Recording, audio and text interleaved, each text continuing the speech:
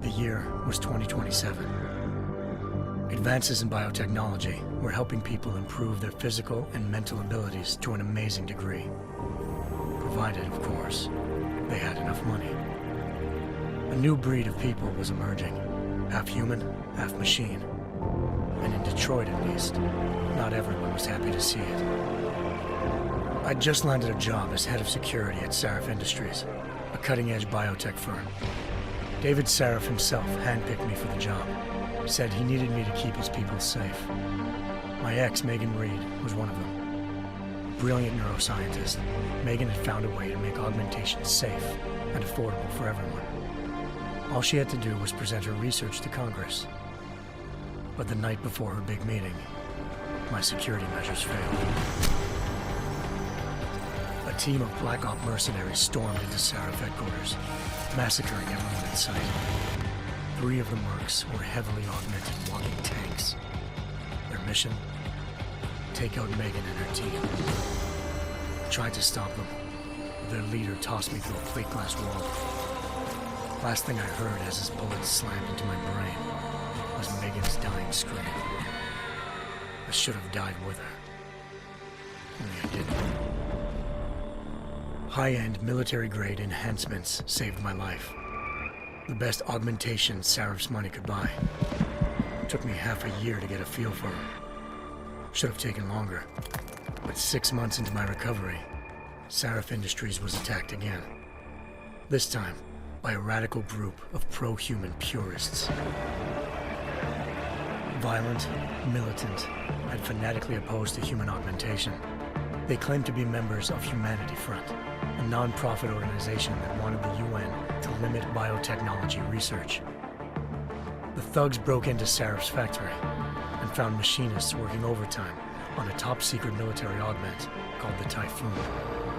Sarif sent me to retrieve it, and when I did, I found one of the so-called purists next to it, wired with cerebral implants, trying to download its classified specs. Obviously, something more was going on. The Aug killed himself before I could question him. Sarif ordered me to dig deeper, so with the help of Frank Pritchard, Sarif's head of cybersecurity, I did. Turns out a second hacker had been controlling the Aug's actions from somewhere off-site. Pritchard and I tracked his signal to a secret FEMA internment camp in Detroit. The Black Op mercenaries were there. The same mercs who'd left me for dead 6 months before. Figured they'd try again when they saw me. Wasn't so easy for them this time. I took out the tank named Barrett, even got him to give me a new lead. A penthouse apartment in China. Of course, we both knew it would be a trap in the end.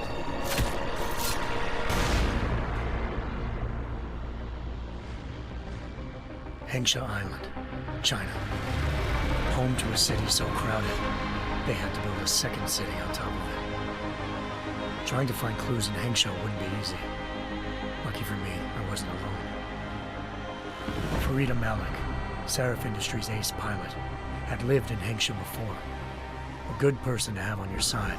She knew enough about the place to get me around. Malik dropped me in the lower city, close to the penthouse Barrett had told me about. Bell Tower Associates, a private security firm under contract to the Chinese government, had agents tossing the suite when I arrived. Just not for the reason I'd been expecting. Turns out the man who lived there was a criminal hacker named Van Bruggen. The same hacker who'd been remotely controlling the AUG in Sarif's factory. Van Bruggen's panicked decision to force the man to commit suicide had been a mistake. Now his mercenary partners were gunning for him, and I needed to find him before they did. Locating Van Bruggen meant playing nice with the Triads, Hengsha's organized crime lords. They had the hacker holed up inside a low-rent capsule hotel. By the time I found him, Van Bruggen had no qualms giving up the woman who hired him. Zhao Yunru, president of the Taiyang Medical Corporation. According to Van Bruggen, Zhao wanted to monopolize the augmentation industry and had hired Black Op mercenaries to destabilize her competition. Sarif Industries was at the top of her list. To prove this, I needed to get inside TYM and grab a surveillance hologram off a server. I suspected Van Bruggen was hiding something when he told me this, but nothing could have prepared me for what I saw. Megan wasn't dead. She and her 4 best researchers had been kidnapped, spirited away somewhere while their kidnappers made it look like they were dead. Desperate to learn more, I confronted Zhao in her penthouse. She claimed to be a pawn in a bigger plan, and hinted at a group so powerful it controlled global interests at a whim. Then she slipped into a panic room and hit the alarm, forcing me to make a very quick exit. I figured Zhao was lying, but part of her confession made sense. David Sarif had been worried about his people. So worried, he'd required all of them to have subdermal locator devices surgically implanted. The GPOs would have been broadcasting the day of the attack. But Zhao said a single call to Picus, the world's leader in global 24-hour satellite news, had turned those signals off. I needed to fly to Picus headquarters in Montreal if I wanted to learn more.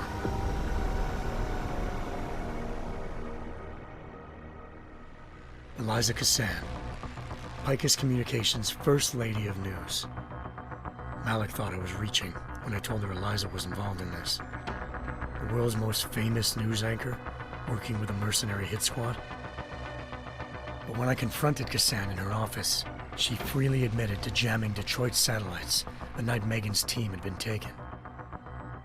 Said she's just been following her commands. I suspected she wanted to say more. But Black Op mercenaries showed up looking to shut us both down. And just like that, the Eliza I'd been talking to disappeared. The Mercs were led by an augmented killer I'd crossed paths with twice before, Fedorova, a woman who'd made silence her best friend. She waited for me to track Eliza's transmission to a secret server room underneath the Picus complex, then jumped me from behind. A deadly fight ensued. I made sure she never moved silently again. With Fedorova down and no one left to keep Eliza quiet, she reappeared. Turns out Picus's First Lady of News wasn't a lady at all. She was a sophisticated AI program, engineered to monitor data streams and control what people believed. Eliza told me the Mercs had brought in a Humanity Front doctor named Isaiah Sandoval to remove the scientist's implanted tracking devices while Detroit's satellites were down. She also told me to speak to David Sarif if I wanted to learn more. By the time Malik and I got back to Detroit, tensions between normal and augmented citizens had reached a flashpoint. Riots were breaking out in several cities, and the UN was being urged to intervene. Sarif was trying hard to convince Hugh Darrow, the inventor-turned-philanthropist who'd once been a leading proponent of enhancement technologies, to help stop a possible regulatory vote. Sarif had a lot riding on Darrow. Megan's discovery would have given millions of people the chance to evolve beyond their normal human abilities, and at the same time catapulted Sarif Industries to the top of the Fortune 500. According to Sarif, Megan's kidnappers knew this, and didn't want people evolving unless they controlled how it was done. He called his enemies Illuminati, and urged me to keep searching. Determined to do so, I tracked down Sandoval via America's most outspoken augmentation opponent, Bill Taggart, Sandoval's boss and founder of Humanity Front. Sandoval admitted to operating on Megan's team when I confronted him, but said he hadn't removed their GPLs. He'd merely switched them to a different frequency. Pritchard was able to trace one of the signals to China. Malik and I immediately took off in pursuit. Unfortunately, the Illuminati were one step ahead.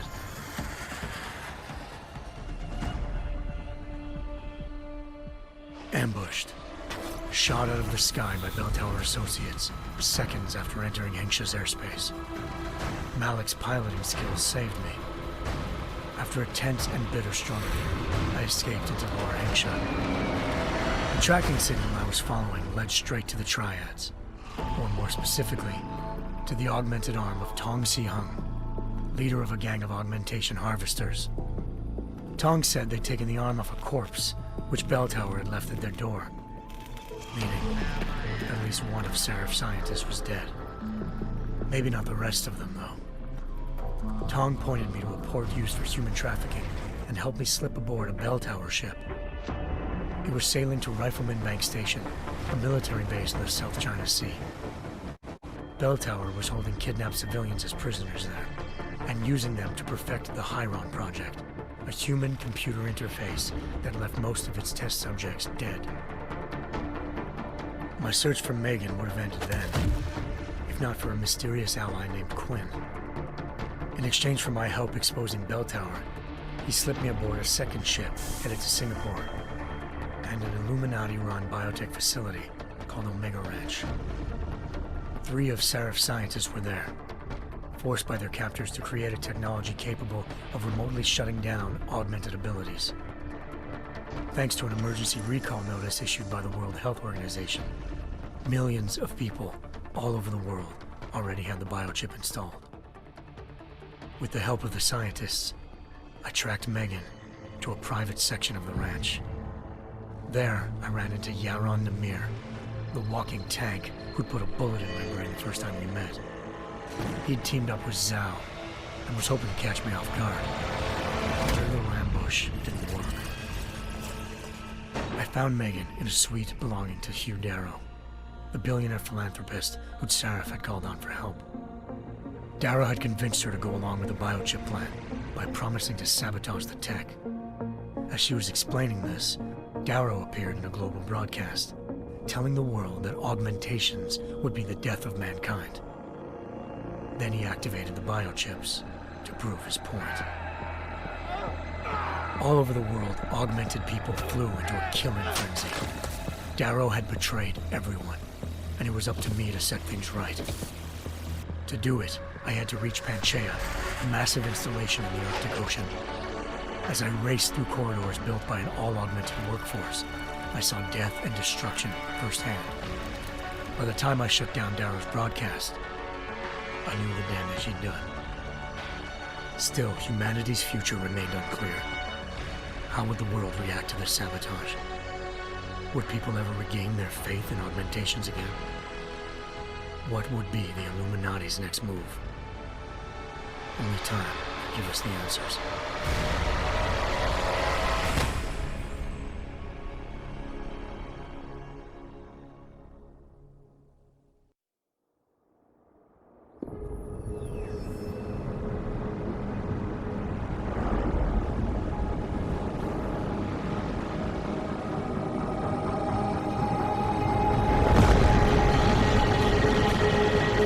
I once thought I could save the world. Now look at it.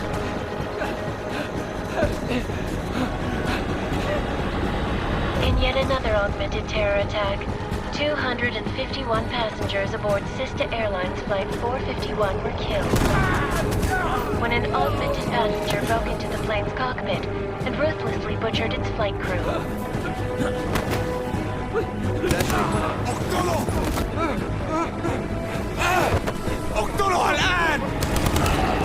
Details recovered from the black box recorder suggest that the man may have been suffering flashbacks to the AUG incident, that horrible day 2 years ago when augmented people all over the world flew into a psychotic killing spree, causing the greatest loss of life in recent history. Sometimes, you just have to let go and embrace what you've become. Not gonna go all wonky on us now, Hansa, are ya?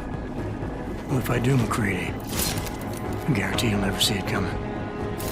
Agent Jensen, am I gonna have a problem with you? No, sir. No reason to assume you would. Good, because you are the only augmented operative on this team, and I intend to make good use of you. Listen up, all of you. We got a sandstorm barreling down our ass and we can't afford to make mistakes. We're going after this man, an arms dealer named Shepard. He's ex-Bell Tower, one of the Special Forces commanders who disappeared during the incident. And he's come out of hiding? That cannot be good. It's not. He's selling weapons and military-grade augments to terrorists. This is Aran Singh, the undercover agent who lured Shepard out of his hole. best UC Interpol's got. For 3 years he's worked hard to get in tight with the Jinn, an Iraqi smuggling cartel that's infected the Eastern Hemisphere like a plague. Last week, our arms dealer sent a message to the Jinn, offering to sell them a shitload of black market merchandise dirt cheap. They told Singh to handle the buy. They're not gonna like it when Interpol disrupts that party. Singh's cover really that good? It is right now. We need to keep it that way. This is where the deal's going down. A half-finished high-rise hotel that's been abandoned ever since the incident. It's not a pretty picture inside. Let me guess. Most of the laborers were augmented with heavy-duty industrial rigs. So when the incident hit, and they all went schizo, things got gruesome real fast. And no one, except for some homeless junkies, have been inside the place ever since. So what's the plan, Director? Singh's meeting Shepard on the ground floor, inside the hotel's main atrium. He sent the bulk of his Jinn crew to the penthouse levels to secure a vantage point. I want McCready's team to take up positions overlooking the atrium and make the arrest. Jensen, you're going in solo from the roof. My objectives? Keep the Jinn from joining the party. As far as we can tell, only one route connects the atrium to the penthouse level, a halfway decent elevator shaft. Here. I want you to block access to it. Fine. Just cut me loose. Do you plan on relying solely on your augments for this one? I'd recommend taking a little hardware, just to be sure.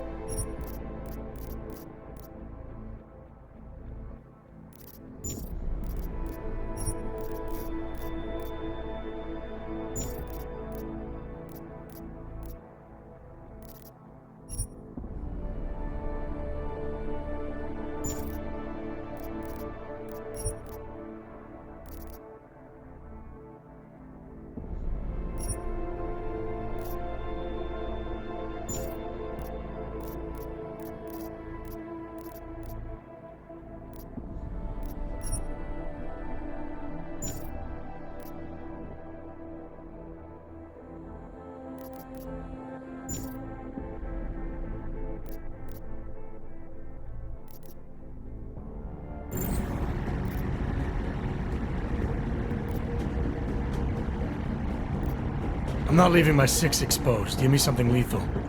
Your call, but Singh's undercover in all this. So watch your fucking sights. What about range? There's lots of wide spaces and high ceilings in there, but a number of tight and constrained rooms too. So it's a crapshoot, really.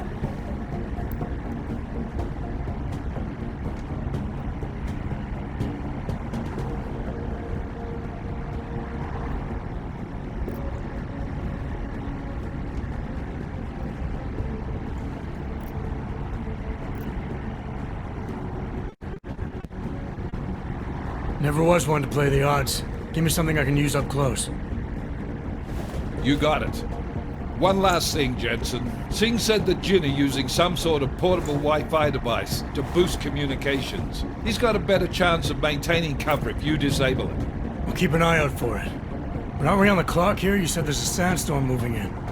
There is, and we got the intel on this mission at the very last minute. So we're scrambling a little. If it comes to it, your #1 priority is keeping the Jinn out of that atrium. Copy that. Time to put away your heavy thoughts, gentlemen. We're approaching the target building. You're up first, Jensen. Let's do this. Task Force Actual. This is Knife Leader. Engage Hush drives and descend to Angels 1-5.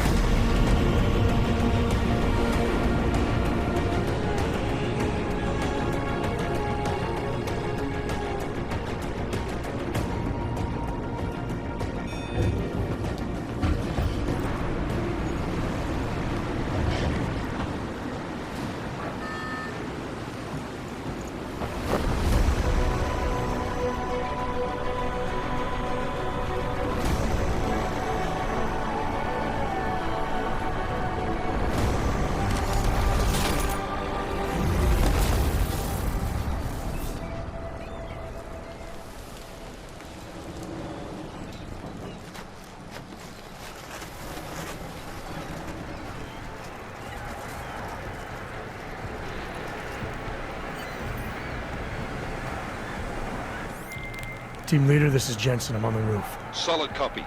Move into the building. The access route you need to block is at the far end of the penthouses. And keep in mind, the direct route might not be the easiest one. Roger that. McCready will advise once his team is on the ground. Miller out.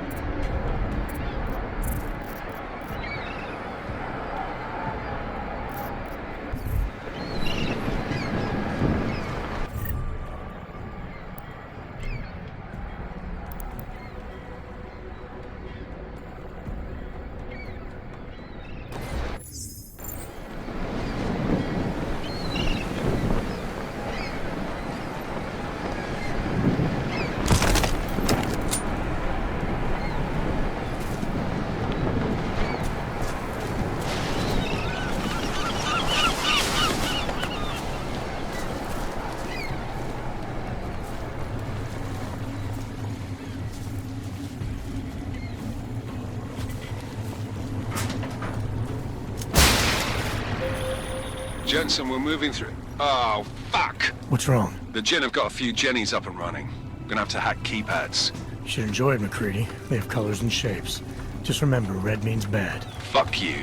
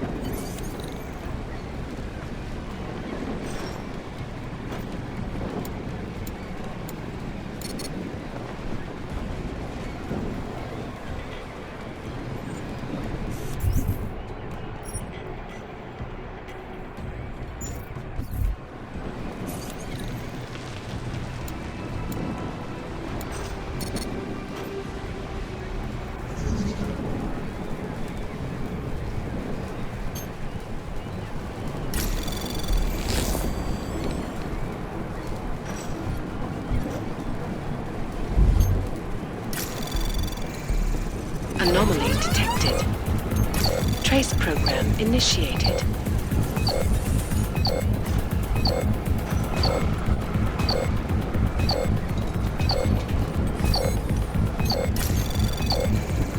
Access granted.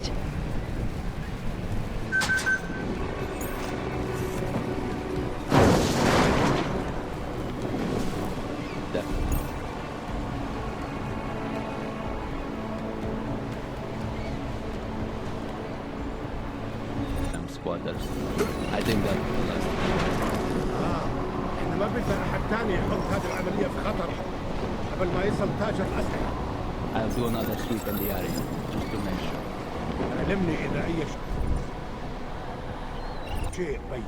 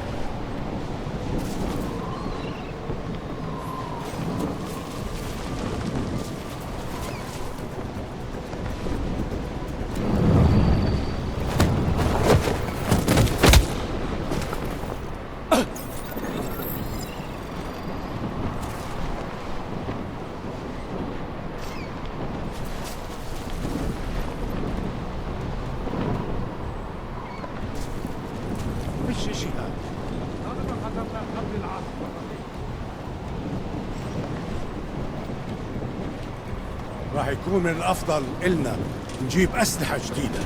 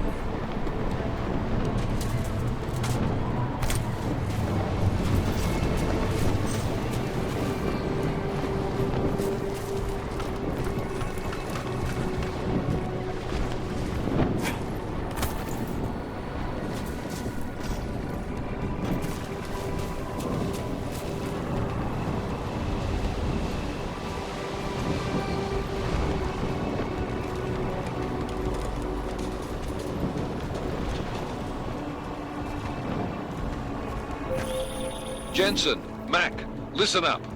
Doppler shows that sandstorm's moving in fast. It's big, and it's gonna hit us hard. God, I hate the fucking desert. Confirm visual? I can. Time is not on our side. Copy that. Solid copy.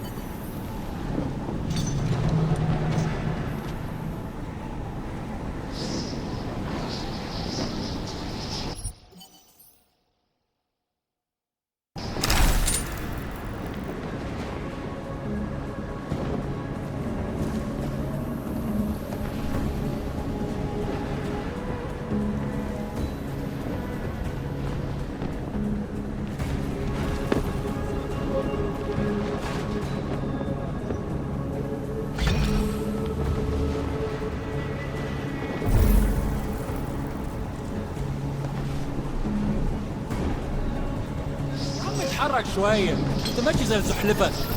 القائد ده راجل لسه مفحوح.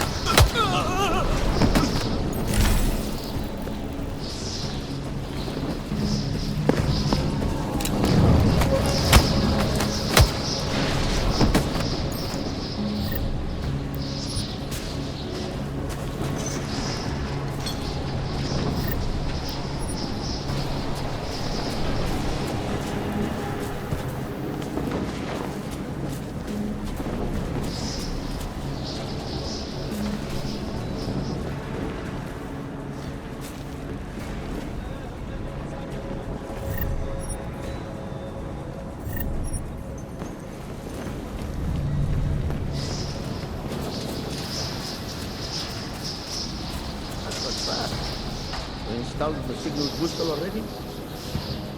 عشان نخزن المخازن اللي موجودة على السطح عشان تكون بعيدة من الرمل. Good. There is too much riding on this deal. That thing with need is the comes breaking down. فاهم؟ يلا نبتدي نتحرك.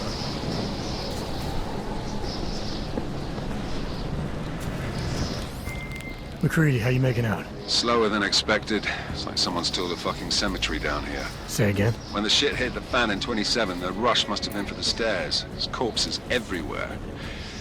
A lot of your cousins are here too, Jensen. You want me to grab you any spare parts? No parts. But I take mine with cream and 2 sugars while you're asking.